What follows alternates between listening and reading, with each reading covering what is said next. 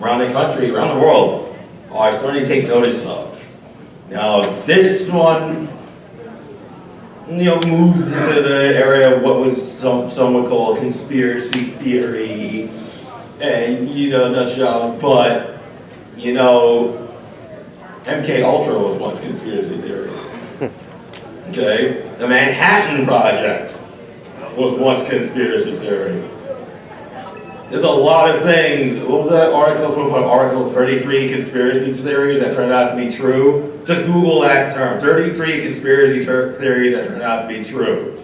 Blow your mind at the things that we all know to be, this happened, didn't happen. But this one is, if it is true, might be the most dangerous and deadly reality any of us have ever heard of. How many of you heard the term geoengineering?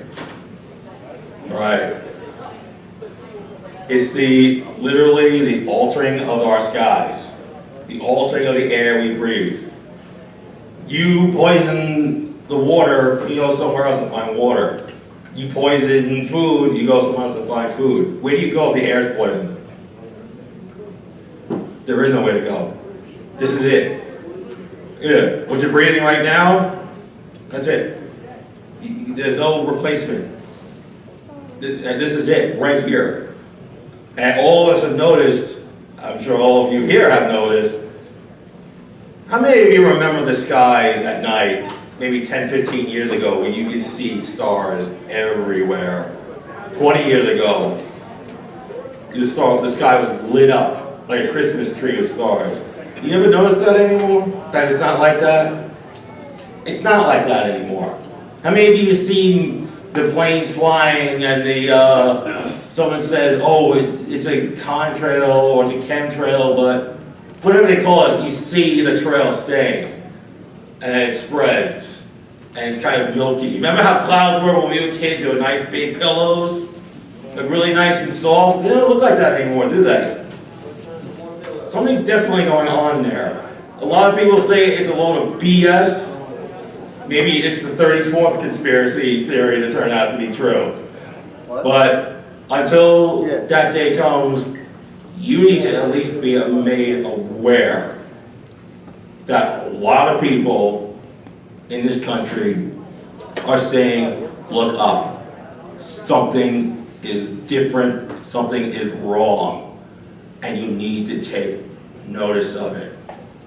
Our next speaker is someone who can tell you firsthand about this. Her name is Kristen Meghan, and it's taken her a lot of guts to come here and speak what she has to say, so give her a big hand.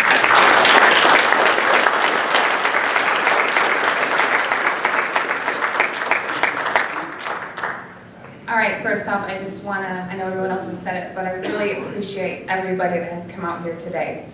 It's not just showing up and supporting an event, it's actually listening to those of us who are here to share a message. So, as it was presented to you, I'm here to speak to you about geoengineering.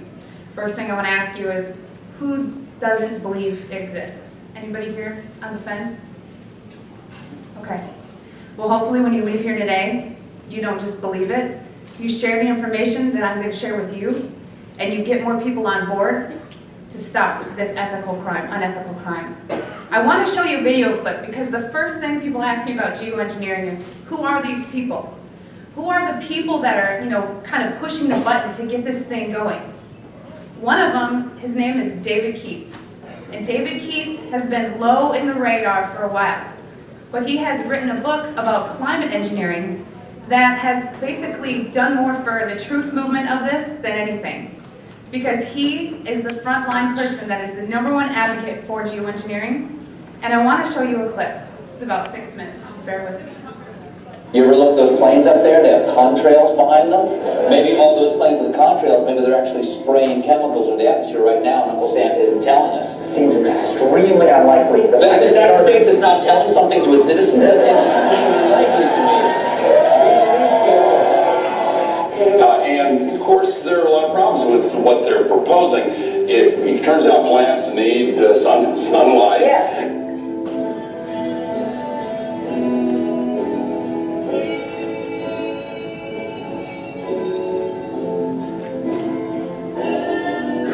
Have you gotten some grief for suggesting this? Sure, I mean, this is like writing a book as the case for leprosy. Well, first of all, let me ask you this question. There's a rumor, I don't know if this is true or not, that some scientists are trying to figure out a way to block the sun to try to slow down global warming.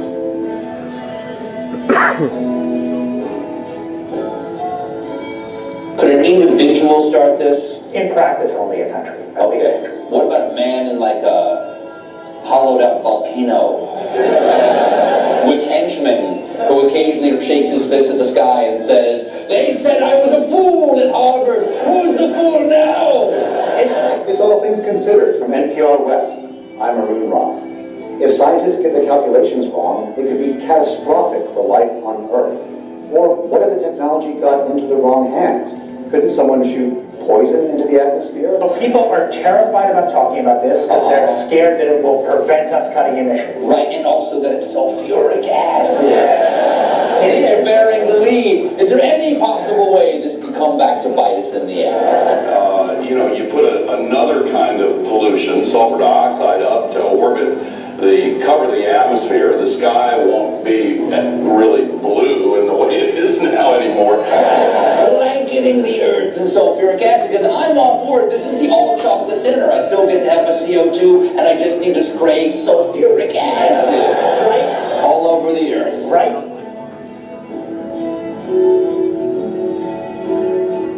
But we put 50 million tons of sulfuric acid in the air now as pollution, and it kills 1 million people a year worldwide. Okay, and that's So good or bad? It's terrible. But it would be better if we put more in. So if it kills 1 million people, and It's we're only bad. getting 1% more, we're just killing 10,000 more people. You could do math. So killing people is not the objective here. Killing people, not the objective. I just wanted to be clear. I just wanted to be clear. Because some very mainstream scientists are saying that the climate change situation is so bad that saving life as we know it might require something radical, like shooting chemicals into the stratosphere to reflect sunlight.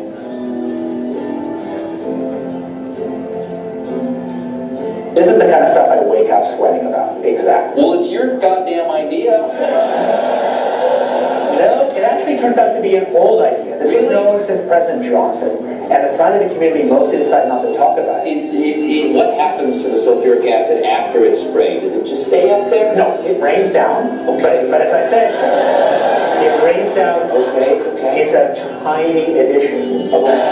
And you put, say, 20,000 tons of sulfuric acid into the stratosphere every year, and each year you have to put a little more, and this doesn't, in the long run, mean that you can forget about cutting emissions. We will need to rein it in. No, we'll get to it eventually. But it In the meantime, we're shrouding the earth in sulfuric acid. So is that you could actually spray sulfuric acid in the stratosphere 20 kilometers over our head and use that to stop the planet warming up in a kind of ugly tech fix. You could spray something into the atmosphere to change. Okay. Spray pollution into the atmosphere to stop it warming. So in the end, pollution saves them all. We owe pollution. We owe acid rain an apology, is what you're saying. A totally imperfect technical fix. Okay. It would have risks. It wouldn't get us out of the long run need to stop polluting, but it might actually save people and be useful. Sky won't be really blue in the way it is now anymore. The chemtrails are being used in conjunction with HAARP.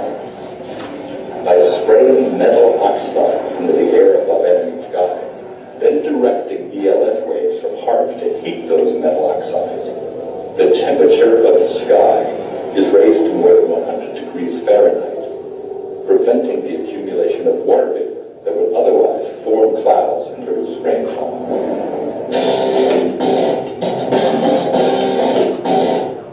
All right. So I wanted you to see that video because I wanted you to have a praise for somebody who's actually out there violating the ethics of their job to promote geoengineering. I'm going to talk about geoengineering, but I want to share a story with you. Every time I'm asked to speak, I public speak for a living. I'll go into that, but I don't get nervous to speak to you. What I get nervous about is not getting emotional telling you my story. Because in 2002, shortly after 9/11, like a lot of military veterans, I raised my right hand and I took an oath to the Constitution to hopefully do something meaningful with my life. 19 years old, unsure what I wanted to do. So I enlisted in the U.S. Air Force. My job in the U.S. Air Force was working in bioenvironmental engineering. So what bioenvironmental engineering is in the Air Force is equivalent to that of the OSHA and the EPA, if you're familiar with that. So we were an embedded liaison to make sure that we were tracking all of the aspects and impacts of the military, meaning what is the military doing and how is it impacting the environment, because we were accountable for that. Being government, we did not get any special treatment. We just couldn't be fined being another federal agency. EPA can, but not OSHA. So from the health side, it was knowing what you do in the Air Force. What does your job entail that is hazardous to your health? And I'm going to give you an example. Let's say that you were an aircraft painter, you were a mechanic. My job would go out to make sure I knew everything that you did, what you were exposed to, and how to mitigate and engineer out those hazards. Because we needed to, one, it's your legal right to be working in a safe and healthful work environment. So throughout 9 years, I worked as an industrial hygienist and an environmental specialist. Actually, there's 2 bases I was at that are called air logistics centers. What does that mean? It's not like a fighter wing, it's not really fun and amazing. What they did is they took aircraft that around every 10 to 15 years, they were required to be dismantled down to the last screw. So that meant every single industrial process you can think about, checking the metal integrity, making sure everything's good to go, or sometimes overhauling equipment. Part of my job in tracking the health hazards was to look at any time someone wanted to buy a chemical, any type of chemical. It was ordered through a system, and in that system, I had to go in there and say, the country we're in, we're not allowed to use this. We need to substitute it out with something a little less hazardous, while also maintaining the integrity for a technical order, meaning for that process, it says you must use, xylene or toluene to do this process. Well, I have to kind of fast forward. I want to say around 2006, I started kind of opening my eyes to how the military wasn't really what I thought it was. And people approached me knowing what I did for a living and said, have you ever heard of chemtrails? Well, I hadn't. And that sparked my interest. So I went online and I looked at chemtrails. I saw a lot of, debunking, a lot of sites that were just kind of calling it a conspiracy theory. And I thought, well, geez, this is what I do for a living. Preventive health, making sure that people are not getting sick, especially in the workplace, and by things that we're doing that can affect, human health and the environment.